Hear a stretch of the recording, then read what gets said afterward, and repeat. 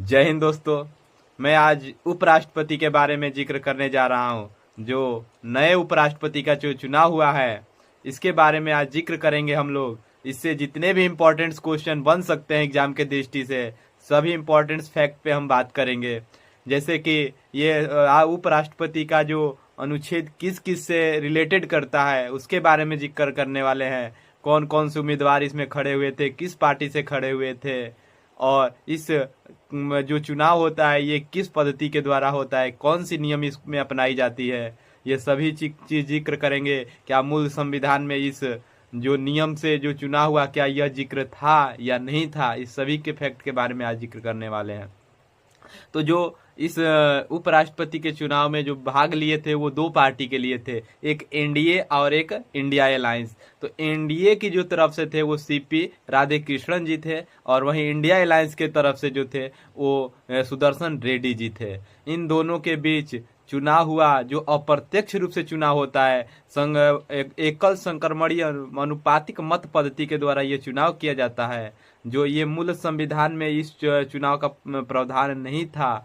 ये 11वां संविधान संशोधन 1961 के द्वारा इस प्रावधान को अपनाया गया, और ये उपराष्ट्रपति का चुनाव वो ऐसे होता है। उपराष्ट्रपति के चुनाव में जो भाग लेते हैं वो लोकसभा और राज्यसभा के संसद ही सिर्फ भाग लेते हैं। वो मनोनीत हो या निर्वाचित हो, ये दोनों भाग लेते हैं। इससे पहले इनका चुनाव कैसे होता था, तो संयुक्त अधिवेशन जो होता है, जो लोकसभा और राज्यसभा की संयुक्त बैठक होती है आर्टिकल 108 के द्वारा, उसमें इनको चुनाव किया जाता था। तो इस तरीके से ये चुनाव होते थे। अब सुदर्शन रेड्डी और यहाँ पे सीपी राधाकृष्णन जी के बीच 767 वोटों पे ये चुनाव हुआ। जैसे कि अगर देखा जाए तो दोनों लोकसभा और राज्यसभा की सीटें देखी जाए तो ये हो जाता है 788। 788 में से 7 जो होते हैं वो खाली रखा गया है। वहीं जो थे 767 वोट पर हुआ, क्योंकि और कुछ कोई कारणवश नहीं आए होंगे।